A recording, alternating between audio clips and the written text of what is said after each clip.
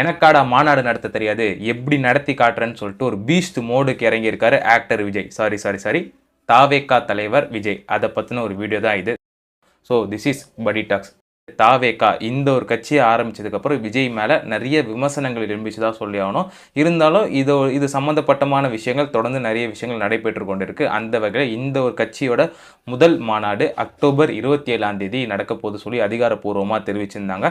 அந்த ஒரு மாநாடுக்கான அடிக்கல் நாட்டு விழா தான் இன்னைக்கு நடைபெற்றிருக்கு. அதுலேருந்தே ஒரு சர்ச்சை எழும்பி கூட சொல்லலாம். கொஞ்ச நாள் முன்னாடி தாவேகா கட்சி தலைவர் விஜய் அவர்கள் பார்த்தீங்கன்னா பெரியார் பிறந்தநாளை முன்னிட்டு பெரியார் திடலுக்கு சென்று இங்கே இருக்கிற பெரியார் நினைவிடத்தில் மலர் தூவி அஞ்சலி செலுத்தாரு. அதை தொடர்ந்து பார்த்தீங்கன்னா நிறைய பேருக்கு ஒரு புரிதல் ஏற்பட்டுச்சு கூட சொல்லலாம். ஸோ இவரோட அரசியல் பார்வை பெரியாரோட சிந்தனைக்கு உட்பட்டதாக இருக்கும் சொல்லி நிறைய பேர் அவங்களுக்கு கருத்துக்களை தெரிவிச்சிட்டாங்க. பட் அதுக்கெல்லாம் எதிர்மாறாதான் இந்த ஒரு அடிக்கல் நாட்டு விழா இருக்கு கூட சொல்லலாம். ஸோ அடிக்கல் நாட்டு விழா கரெக்டாக எப்போ நடந்துச்சு பார்த்தீங்கன்னா அதிகாலை 4:37 மணிக்கு இந்த ஒரு அடிக்கல் நாட்டு விழா நடைபெற்றிருக்கு.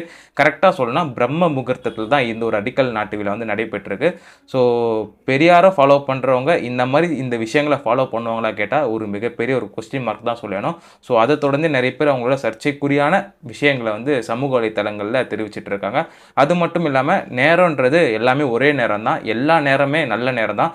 அந்த வகையில் இந்த நேரம் தான் நல்ல நேரம், அதனால் இந்த டைமில் தான் நம்ம அடிக்கல் நாட்டணும் சொல்லி எந்த ஒரு சம்மந்தமே கிடையாது. அவர் எந்த நேரத்தில் வேணால் அடிக்கல் நாட்டியிருக்கலாம். இருந்தாலும் இந்த ஒரு நேரத்தில் அவர் அடிக்கல் நாட்டின ஒரு விஷயன்றது ஒரு பேசும் பொருளாக மாறி கூட நம்ம எடுத்துக்கலாம். அதை தொடர்ந்து பார்த்தீங்கன்னா தாவேகா தலைவர் விஜய் அவர்கள் அவரோட தொண்டர்களுக்கு இல்லை தோழர்கள் அப்படி தான் அவர் கூப்பிட்றாரு கூட நம்ம சொல்லலாம். ஸோ அந்த வகையில் அவரோட தோழர்களுக்கு ஒரு கடிதம் ஒன்று எழுதியிருக்காரு. அதுவுமே எப்பயும் போல் அவரோட ட்விட்டர் பக்கத்தில் தான் ஷேர் பண்ணியிருக்காரு. அந்த ஒரு கடிதத்தில் குறிப்பிட்ட சில விஷயங்களை பற்றி நம்ம பார்க்க போகிறோம். குறிப்பாக அந்த ஒரு கடிதத்தில் அவர் மீது வைக்கப்பட்ட விமர்சனங்களுக்கு அவர் முதல் முறையாக ஒரு பதிலடி கொடுத்துருக்காரு தான் சொல்லணும். அவர் என்ன சொல்லியிருக்காருன்னா, இவர்களுக்கு அரசியல் என்றால் என்னவென்று தெரியுமா, மாநாடு என்றால் என்னவென்று தெரியுமா, களத்தில் தொடர்ச்சியாக நின்று வென்று காட்ட இயலுமா, இப்படி ஏகப்பட்ட கேள்விகளை நம் மீது வீசுவதில் அதீத விருப்பம் கொண்டவர்களாக சிலர் இருக்கின்றார்கள். இந்த மாநாட்டை வெற்றிகரமாக நடத்தி காட்டும் போதுதான் அவர்களுக்கு புரியும், தமிழக வெற்றி கழகம் ஏதோ பேருக்கு அரசியலுக்கு வந்த கட்சி அன்று, வீறு கொண்டு எழுந்து அரசியல் களத்தில் வெற்றி காண போகின்ற கட்சி என்பதை நம்மை எடை போடுவரும் இனிமேல் புரிந்து கொள்வார் அப்படின்னு சொல்லிட்டு ஒரு விஷயத்தை தெரிவிச்சிருக்காரு. ஸோ இந்த ஒரு மாநாடு டேட்டை அனௌன்ஸ் பண்ணும்போதே பார்த்தீங்கன்னா நிறைய சர்ச்சைகள் எழுப்பிச்சு தான் சொல்லணும். குறிப்பாக சொல்லலாம், இந்த ஒரு மாநாடுன்றது ஃபஸ்ட்டு செப்டம்பர் மாதத்தில் தான் நடைபெறுவதாக இருந்துச்சு. இந்த செப்டம்பர் மாதத்தில் தான் அவங்க மாநாடு டேட்டுமே கேட்டிருந்தாங்க. இன்னும் 2-3 லொக்கேஷன்லாம் கேட்டு அவங்க பர்மிஷனே கேட்டிருந்தாங்க. இந்த மாதிரி செப்டம்பர் மாதத்தில் நடத்த போகிறோன்ட்டு போலீஸுமே அதுக்கான ஒரு பர்மிஷனை கொடுத்தாங்க கூட நம்ம எடுத்துக்கலாம். இருந்தாலும் இந்த ஒரு மாநாடு டேட்டானது தள்ளி போச்சு. அந்த தள்ளி போனதுக்கப்புறம் நிறைய பேர் அவங்களோட கருத்துக்களை தெரிவிச்சிருந்தாங்க. விஜயால் ஒரு மாநாட்டை கூட உருப்படியாக நடத்த தெரியல, ஏதோ ஆடியோ லான்ச் நடத்துகிற மாதிரி சாதாரண விஷயம் ஒன்று நடிச்சிருக்கார் போல், அதனால தான் இந்த அளவுக்கு ரொம்ப குளறுபடியாக நடந்திருக்கு சொல்லி அவங்களோட கருத்துக்களை தெரிவிச்சிருந்தாங்க. அந்த ஒரு கருத்துக்கு எதிர்கருத்தாக தான் இந்த ஒரு விஷயத்தை விஜய் அவர்கள் அவரோட அறிக்கையில் தெரிவிச்சிருக்காரு கூட சொல்லலாம். அது மட்டும் இல்லாமல் இன்னும் நிறைய விஷயங்களை தெரிவிச்சிருக்காரு. மாநாட்டுக்கான ஏற்பாடுகள் தொடங்கி மாநாட்டில் பங்கேற்பது வரை கழகத்தினர் இராணுவ கட்டுப்பாட்டுடன் இயங்குவர் என்பதை இந்த நாடும் நாட்டு மக்களும் உணர வேண்டும், நாம் உணர வைக்க வேண்டும்ன்ற ஒரு விஷயத்தை தெரிவிச்சிருக்காரு. இந்த ஒரு விஷயத்தை ஏன் அவர் மேல் சுட்டி காட்டி தெரிவிச்சிருக்காரு பார்த்தீங்கன்னா, இந்த ஒரு மாநாடு அறிவிக்கும் போது நிறைய பேர் என்ன சொன்னாங்க, எப்படி தான் ரசிகர்கள் கூட்டம் தான் வருவாங்க, ரசிகர்கள் கூட்டம் என்ன மாதிரி ஒரு அலப்பறை பண்ணுவாங்க நம்ம எல்லாருக்குமே தெரியும். குறிப்பாக சொல்லலாம், விஜயோட படங்கள் ரிலீஸ் ஆகும்போது எல்லா தேட்டர் வாசலுமே என்ன மாதிரியான ஒரு சம்பவங்கள் பண்ணுவாங்க சொல்லி எல்லாருக்குமே தெரியும். ஸோ அந்த ஒரு சம்பவங்களோட மேற்கோள் காட்டி தான் நிறைய பேர் இந்த ஒரு விமர்சனங்களை எடுத்து வச்சுருந்தாங்க. எப்படி இருந்தாலும் இந்த ஒரு மாநாடுன்றது ஒரு அரசியல் மாநாடாக இருக்காது, ஒரு எப்பயும் போல் ஒரு திரைப்பட விழாவாக போல தான் இந்த ஒரு மாநாடுன்றது இருக்கும். ஸோ இந்த மாதிரி தான் இருக்க போது சொல்லி நிறைய பேர் அவங்க கருத்துக்களை தெரிவிச்சிருந்தாங்க. எப்படி இருந்தாலும் இதுக்கு வரக்கூடிய இளைஞர்கள் அந்த அளவுக்கு ஒரு மெச்சூரிட்டியாக இருக்க மாட்டாங்க சொல்லிட்டு அவங்களோட கருத்துக்களை தெரிவிச்சிருந்தாங்க. ஸோ அந்த வகையில் அந்த ஒரு கருத்துக்கு எதிர்கருத்து தெரிவிக்கிற விதமாக தான் இந்த ஒரு லைன் அவர் ஆட் பண்ணியிருக்காரு.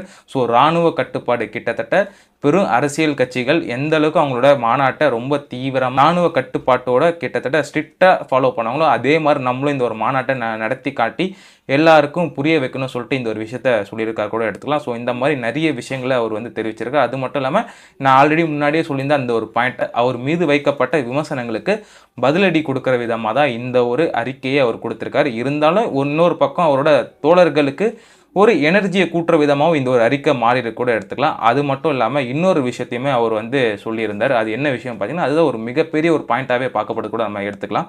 ஸோ அந்த வகையில் தமிழ்நாடு மக்களுக்காக நாம் உழைக்க வேண்டும், இன்னமும் முழுமை பெறாத அவர்களுக்கான அடிப்படை தேவைகளை நிரந்தரமாக பூர்த்தி செய்ய வேண்டும், அதை அரசியல் ரீதியாக சட்டப்பூர்வமாக உறுதியாக நிறைவேற்றி காட்ட வேண்டும். இதுதான் என் நெஞ்சில் நீண்ட காலமாக அணையாமல் கொழுந்துவிட்டு எரிந்து கொண்டே இருக்கும் ஒரே லட்சிய கனல் அப்படின்ற ஒரு விஷயத்த தெரிவிச்சிருக்காரு. இந்த ஒரு பாயிண்டா பார்க்கும்போது அவர் ஃபர்ஸ்ட் பாயிண்டா ஒன்று சொல்லியிருந்தாரு, மக்களுக்கான விஷயங்களை முழுமையாக பூர்த்தி செய்ய வேண்டும்ட்டு. அந்த மாதிரி ஒரு செய்யக்கூடிய ஒரு கவர்மெண்ட் இருக்குதா கேட்டால் அது ஒரு மிகப்பெரிய கொஸ்டின் மார்க் தான். அது தமிழ்நாட்டில் மட்டும் இல்லை, இந்தியாவில் மட்டும் இல்லையா, இந்த உலகத்திலே அந்த மாதிரி ஒரு கவர்மெண்ட்டுன்ற ஒரு விஷயம் கிடையவே கிடையாது. அந்த மாதிரி ஒரு கவர்மெண்ட் இவர் நடித்த சர்க்கார் திரைப்படத்தில் வேணால் இருக்கலாமே தவிர நிஜ வாழ்க்கையில் இருக்குமான்னு கேட்டால் ஒரு மிகப்பெரிய கொஸ்டின் மார்க். ஒருவேளை இவரே ஆட்சிக்கு வந்தாலும் அந்த மாதிரி ஒரு கவர்மெண்ட்டை இவரால் ஃபார்ம் பண்ண முடியுமான்னு கேட்டால் அது அவர் கையில் தான் இருக்குது, பொறுத்திருந்து தான் பார்த்தோன்னா. அதை தாண்டி இன்னொரு விஷயத்தை அவர் தெரிவிச்சிருந்தார்.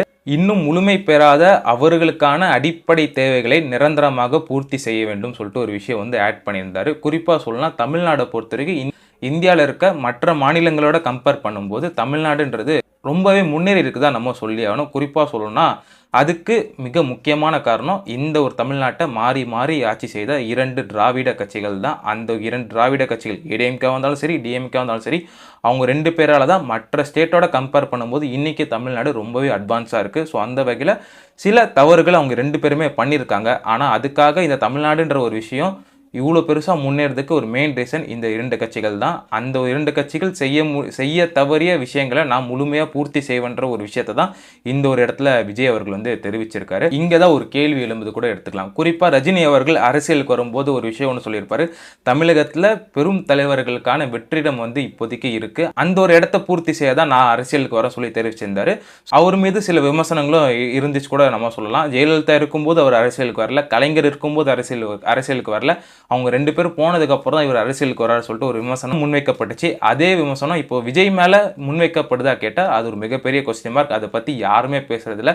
அது மட்டும் இல்லாமல் ஒரு இன்னொரு விஷயமும் ஒன்று சொல்லியிருந்தாரு. அது என்னன்னு பார்த்தீங்க, இதுதான் என் நெஞ்சில் நீண்ட காலமாக அணையாமல் கொழுந்து விட்டு எரிந்து கொண்டே இருக்கும் ஒரே லட்சிய கனல்.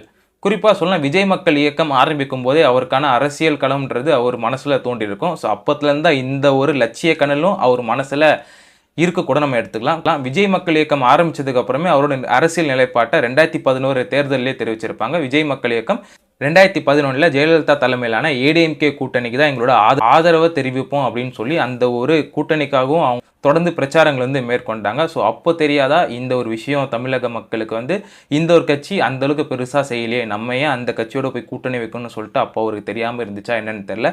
இல்லை இந்த ஒரு லட்சிய கனல்ன்றது இப்போதான் ஆரம்பிச்சதா கூட சரியா சொல்ல தெரியலதான் சொல்லணும். அந்த அளவுக்கு இவரோட அரசியல் நிலைப்பாடுன்றது ரொம்ப ரொம்ப டிஃப்ரென்ஷியேட்டாக தான் இருக்குது. இல்லை அவரோட ஸ்டாண்டர்ட் என்ன மாதிரி ஒரு ஸ்டாண்டர்டாக இருக்க போது சொல்லிட்டு நிறைய பேருக்கு ஒரு மிகப்பெரிய எதிர்பார்ப்பாக இருக்குது. அந்த எல்லா எதிர்பார்ப்புகளுக்குமான கேள்விகளுக்கு பதிலாக தான் இந்த ஒரு மாநாடாக அமைய போது. இந்த ஒரு மாநாடு சாதாரண ஒரு மாநாடாக இருக்காது, நம்மளோட வெற்றி மாநாடாக இருக்கும், அதே மாதிரி நம்மளோட கொள்கை மாநாடாக இருக்கும் சொல்லிட்டு இந்த ஒரு அறிக்கையில் தெரிவிச்சிருக்கார். ஸோ அந்த ஒரு மாநாடில் தான் அவரோட கட்சி கொள்கைகளை பற்றி அவர் தெரிவிக்க போகிறார். ஸோ வெயிட் பண்ணி தான் பார்த்தாலும் இந்த ஒரு மாநாடு விஜய் அவர்களுக்கு, தாவேகா தலைவர் விஜய் அவர்களுக்கு எந்த அளவுக்கு ஒரு திருப்பு முனையாக அவரோட அரசியல் வாழ்க்கையில் இருக்க போகுதுன்ற ஒரு விஷயம்.